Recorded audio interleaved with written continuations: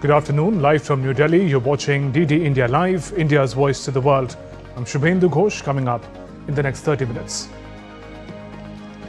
Trump says Israel agrees to an initial withdrawal line for Gaza. US envoys head to Egypt to finalize hostage release details. Anti-ICE protests in Chicago, Illinois, Portland and Oregon.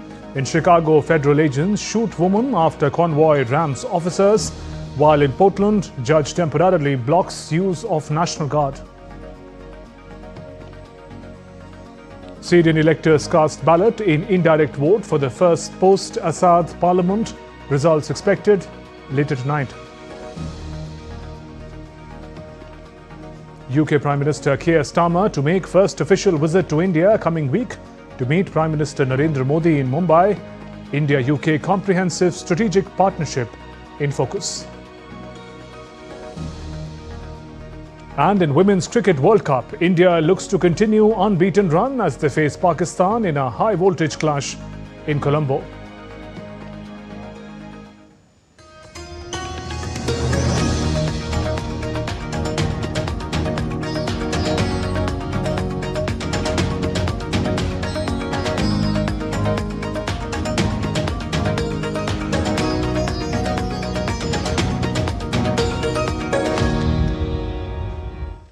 US President Donald Trump has said that Israel has agreed to an initial withdrawal line for Gaza, which has also been shared with Hamas. In a social media post on Saturday, Trump says, and I quote, "After negotiations, Israel has agreed to the initial withdrawal line, which we have shown to and shared with Hamas.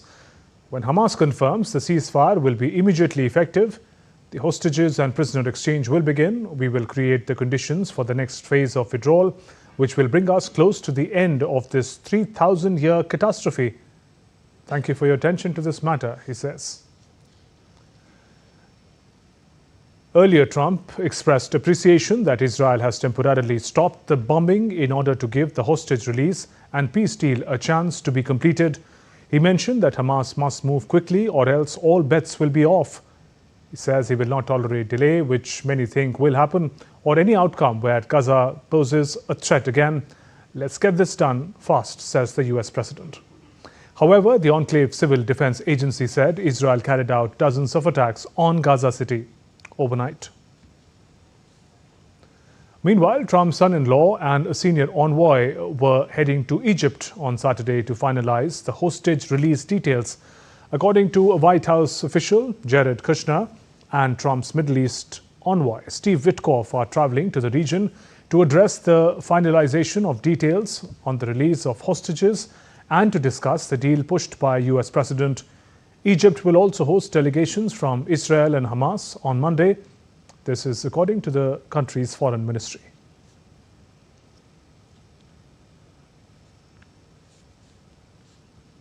Meanwhile, a statement has come from Israeli Prime Minister Benjamin Netanyahu, who said that Israel is on the verge of he calls it a very significant achievement, and hopes to announce the return of hostages held by Hamas soon.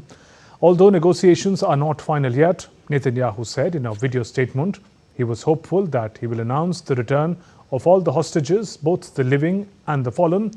He added that Israeli army will hold all the areas that control the depth of the Gaza Strip, and that in the second phase, Hamas will be disarmed and Gaza Strip will be demilitarized. In other developments, anti-ICE protests emerge in US states of Chicago, Illinois, Memphis and Portland. Tensions rise in Chicago and downtown Memphis as protesters rally against President Trump's plan to deploy the National Guard and federal agencies to these cities. Trump authorized sending 300 National Guard troops to Chicago amid growing unrest. US President Trump has vowed to escalate immigration enforcement in Chicago and other Democratic strongholds that limit cooperation with federal operations. The protest intensified after US Border Patrol personnel shot a woman in Chicago after convoy rammed officers. No law enforcement officers were seriously injured during the confrontations. ICE agents used pepper spray and rubber bullets to try to disperse protesters, escalating the situation further. Meanwhile, tensions escalated on the streets of Oregon's Portland as demonstrators clashed with law enforcement near an ICE facility. The federal judge temporarily blocked U.S. President Donald Trump from deploying some 200 Oregon National Guard troops to the city of Portland while a lawsuit challenging the move plays out. The ruling by U.S. District Judge Karen Immigut in Portland is a setback for Trump as he seeks to dispatch the military to cities he described as lawless over the objections of their Democratic leaders. Portland officials say Trump administration was threatening to withhold federal funding from the city without formal notice or justification. A Democrat Portland Mayor, Keith Wilson, has warned the move would siphon vital funding from economy during a government shutdown that is already hurting cities like ours across the nation. As with other states, most federal aid to Oregon helps fund healthcare, education and transportation infrastructure. European interior ministers are meeting in Munich today to discuss the anti-drone defences. The meeting, originally billed as Migration Summit, was seen shifting gear after suspected drones forced second closure of the Munich airport in 24 hours. A series of incidents involving drones disrupted aviation across Europe in recent weeks. On Thursday, authorities in Belgium were also investigating sightings of 15 drones above the Alsenborn military site near German border. Recent drone sightings across the EU prompted Leaders' Summit in Copenhagen earlier this week. Several EU member states have backed plans for a multi-layered drone wall to quickly detect, track and destroy drones allegedly from Russia. Russia, however, denies any involvement. Tensions escalated in Eastern Europe as Russia rains missiles and drones across Ukraine overnight. Poland scrambled its aircraft in response, raising NATO concerns once again. Russia launched a massive wave of drones and missile strikes on western Ukraine, heavily targeting Lviv region, just 70 kilometers from the Polish border. In response, NATO member Poland scrambled fighter jets and placed air defenses on high alert to protect its airspace. Meanwhile, a deadly strike on Zaporizhia killed 1 and injured 9, with nearby nuclear power plant still cut off from external electricity. Ukraine was under air raid alerts for hours as explosions echoed throughout the night. There's been no immediate comment from Russia on the attacks. Kim Jong-un has warned of new military measures amid rising US presence in the south. Speaking at military hardware in an exhibition, North Korean leader Kim said that North Korea will undoubtedly develop additional military measures to respond to the build-up of US military forces without elaborating further. At the exhibition venue, North Korea state-run television KRT showed still photographs of displayed military weapons, including the North's short-range ballistic missile, which Ukraine and Western officials have said was supplied to Russia and used by Moscow to strike Ukraine.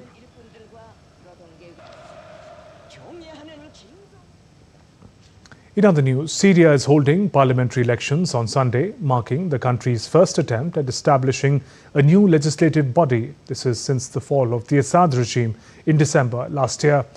Long-time former President Assad was ousted by Shara's forces 10 months ago after a 13-year-long civil war.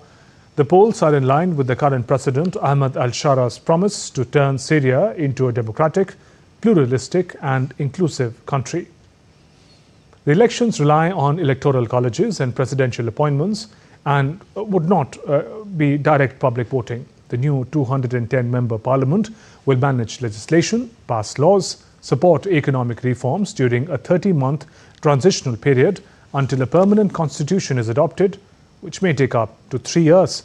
Analysts say direct voting is nearly impossible due to Syria's post-war challenges.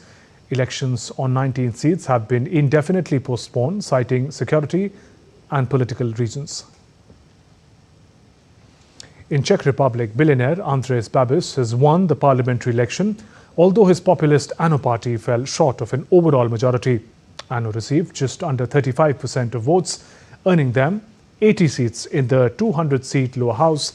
This is up from 72 seats 4 years ago. Babis, who served as Prime Minister from 2017 to 21, is expected to be invited to lead talks in forming a new coalition while Prime Minister Petra Fiala's centre-right Sapolu alliance trailed with 23% of votes. Shortly after the preliminary results were announced, Fiala conceded defeat and offered congratulations to Babis. Czech President Petr Pavel, who will tap the next premier under the constitution, said he would start talks with the elected party heads on Sunday.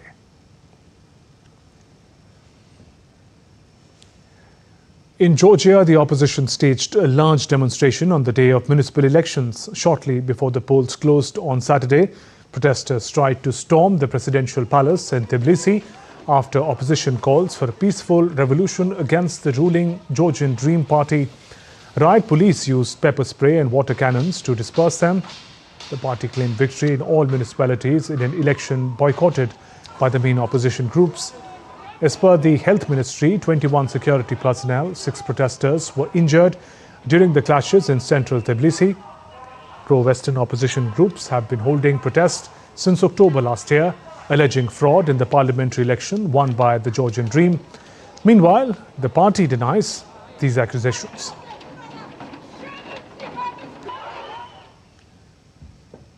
Hundreds of protesters gathered in Antananarivo, Madagascar, demanding the resignation of President Andry Rajoelina.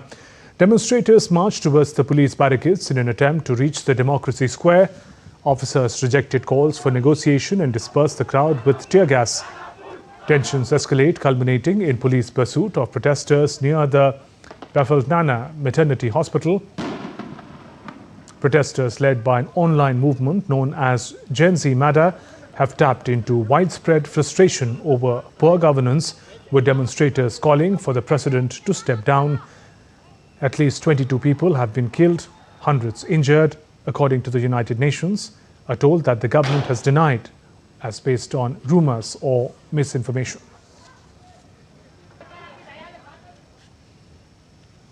A number of students confirmed dead after collapse of an Islamic boarding school building in Indonesia rose to 36 from 16 a day earlier. Efforts continue for a 7th day today to search for the bodies of 27 students who are still declared missing, mostly teenage boys from the age 13 to 19, trapped under the rubble. Cranes have been deployed to excavate the debris, while the authorities say search and rescue operations efforts were about 60% complete. Country's disaster mitigation agency expects to clear all the debris and finish the search by Monday. The Al Kozini school in the town of Sidoarjo in East Java province caved in last Monday, collapsing on top of hundreds of teenage students during afternoon prayers. Its foundations unable to support the ongoing construction work on its upper floors. Storm Amy caused widespread damage throughout northern parts of Britain on Saturday, bringing strong winds to Wales, Scotland and Northern Ireland. Emergency services remained on high alert, urging residents to stay indoors and avoid coastal areas as cleanup efforts began. Storm Amy is the latest in a series of extreme weather events to hit the UK this season, raising further concerns about increasing frequency and severity of storms linked to climate change. An update from China now, where Typhoon Matmo brought torrential rains and strong winds to cities in Henan and Guangdong provinces as it approached the southern coastlines. Authorities cancelled flights, ferries in Henan before the typhoon hits the southern province, likely disrupting a peak holiday travel period for the resort island. As of Sunday, Matmo was 160 kilometers away from Guangzhou. It was expected to make landfall around noon.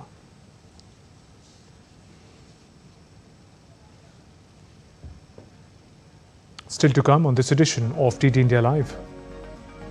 Indian diaspora unites across 100 countries at Viksit Bharat Run. And Vietnam all set to host its first World Culture Festival.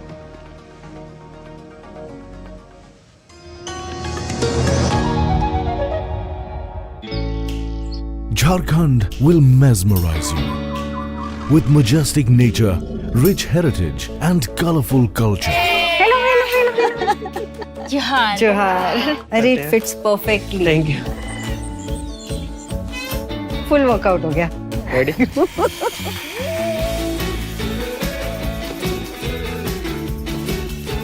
Postcards from Jharkhand on National Geographic.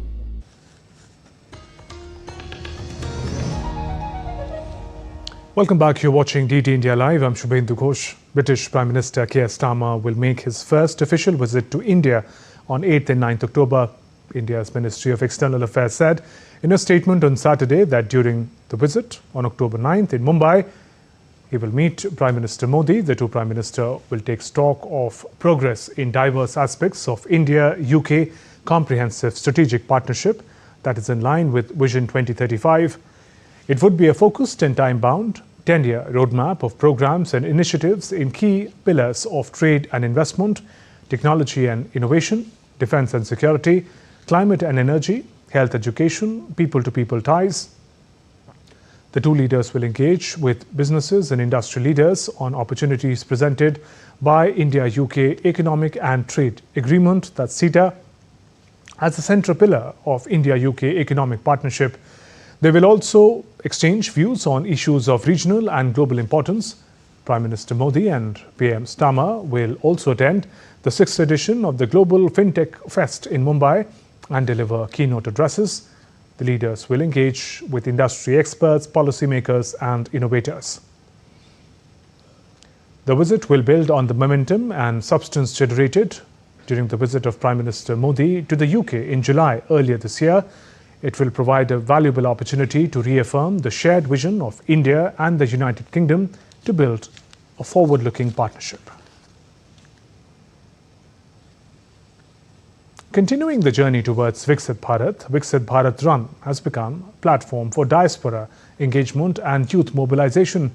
Indian missions and posts have partnered with community groups, cultural bodies, local organizations worldwide to showcase collective efforts towards nation building. We get you some glimpses of the activities carried out in celebration of the vision of self-reliant India.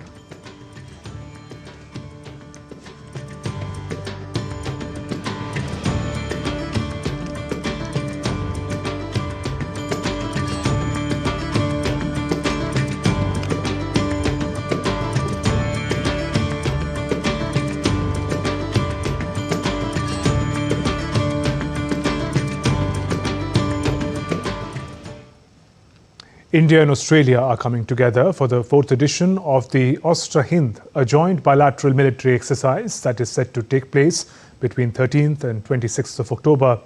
The exercise will take place in Irvine Barracks of the city of Perth in the state of Western Australia.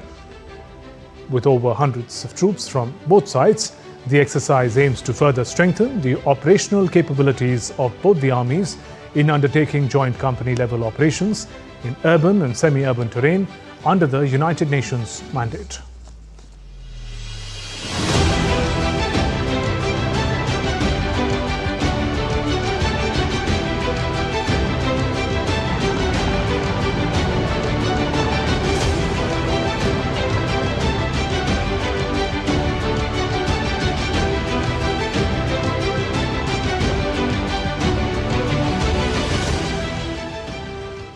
In other news, Shri Mata Vaishno Devi Yatra has been temporarily suspended as precautionary measure in view of the inclement weather conditions and adverse weather advisory. The Met Department has predicted widespread light to moderate rains, thunderstorms, lightning and snowfall in the upper reaches of Jammu and Kashmir from 5th to 7th October. The Shrine Board has thus appealed to devotees to refrain from undertaking the pilgrimage during this period and stay updated through official channels regarding the resumption of the Yatra. The Yatra is expected to resume on 8th of October, subject to improvement in weather conditions and clearance from the authorities. Pilgrims already present in Katra along the Yatra route are being provided with all necessary facilities, including shelter, food and medical assistance. Authorities have also advised the public to avoid venturing near water bodies, rivers and steep tracks during this period of adverse weather. In sports, India takes on Pakistan in a high-voltage clash at the Women's Cricket World Cup in Colombo. Today, Indians are high on confidence after winning their opening match, while Pakistan lost their first match of the tournament. The two sides have met 11 times in 50-over format, with Indian women winning on all occasions. Meanwhile, there is a big threat of rain during the game. The weather in Colombo has been wet. There is a forecast for rain.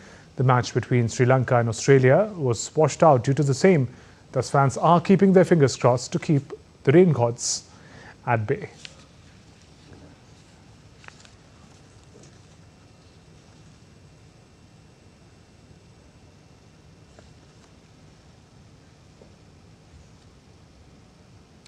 And for more, DD India correspondent Deepika Mato joins us live from Colombo. Deepika, while India has a clear edge over Pakistan, what kind of contest are we looking at today? Good afternoon, Shubhendu. If we talk about the contest and the record that you just told our viewers, which is 11-0 scoreline, and India dominating in the ODI format, and it has got an upper hand against Pakistan in the T20I format as well. And also talking about Team India's dominance as compared to Pakistan's current position that lost its initial game that they won, that they played in the ODI Cricket World Cup against Bangladesh. Their team is really at the weaker side, and they are under tremendous pressure too, because it is another high voltage clash between India and Pakistan. We've so far seen 4 consecutive Sundays of India versus Pakistan in action, 3 being at the Asia Cup, where India ultimately lifted the title trophy, and the 4th beginning with the ODI Women's Cricket World Cup, where Pakistan seems to lose it out, bow out before the finals of the ODI Women's Cricket World Cup because of their record and the track record that we've shown so far. Now, talking about the update, because this looks like a one-sided game, and Team India, however, is not at all taking it very complacently. This is what the bowling coach also said in the pre-match press conference, that Team India is analysing every game, and with every performance they are bettering their own analysis, their own record and their own performance with the help of the support staff. Now, talking about the update, there are reports which says that Amanjot Kaur, who played really well in the beginning, along with Sneh Rana, could be rested for the day. We are expecting Renuka Thakur to come in place of Amanjot Kaur. Renuka Thakur is known for taking most of the wickets in ODIs, and especially when we talk about her records, it has been incredibly well. So not only in the batting department, but India is very much strong with the bowling department as well, even if they plan to rest Amanjot Kaur and Sneh Rana. So Team India is all in all looking very strong today. Shubhendu. But it looks like a sunny day. Could rains play a spoil sport? This was the case yesterday as well, because till 2 o'clock it was the sun was really out. It was really bright and hot and humid as well. But the rain started at around 1 o'clock and did not stop till 9:30 p.m. in the evening, and hence the yesterday's match was washed out. And today we are expecting some similar sort of condition. However, 35% rain prediction is there, which means that there could be a slight delay to the beginning to the toss, which means that the match can begin at 3:30 p.m. if there is a delay to the toss. However, we would also like to tell our viewers, if the same condition prevails like yesterday, the teams at least need to play 20 overs aside, and if they also fail to do so because of the rain, because this is the rainy season here in Colombo, and we can expect rains. So far it is 35%, but if it goes on for a longer time, if it is raining 20% at every hour, then also it becomes difficult to play. Then each point will be shared by both the teams if that remains to be the condition. But so far, talking about the current condition, we are expecting 35% of rain, which means that there could be a delay to the toss, and later on there could be a tentative pause in the second innings of the team who is playing at that moment. Shubhendu. I appreciate you joining us with those updates from Colombo. And in this World Cup, the contest is not only an opportunity to record a victory and go up in the points table, but also a day to create many records. From Smriti Mandhana to Deepthi, Team India is looking at breaking many records at the Women's Cricket World Cup. Is all set to take Team Pakistan in the group stage format of the ICC Women's Cricket World Cup ODI in Colombo at PM Keir Cricket Stadium, where we are currently present. Well, do you know that this time Team India is looking forward to many of the records. To begin with, the run getter Smriti Mandhana, who is just 104 runs away, and once she achieves this feat, Smriti Mandhana will become only the 5th international batter to score 5,000 international runs. Talking about Deepthi, she's just 7 wickets away to make it 250 wickets, and with this she will also create a new record in the history of international women's cricket for Team India. And also talking about the captain Harmanpreet Kaur, she's just 103 runs away. Once she achieves this feat, Harmanpreet Kaur will make 1000 international runs and become the second Indian batter to do so in the history of Women's Cricket World Cup for Team India. With this, Deepika reporting with camera person Gaurav Giri from Colombo in Sri Lanka. As the vibrant rhythms, colours and traditions from around the world come together in Hanoi, Vietnam is all set to host its first World Culture Festival, which is set to begin from October 10th at the Thang Long Imperial Citadel. Not only celebrates diversity but also strengthens the spirit of unity and friendship among nations.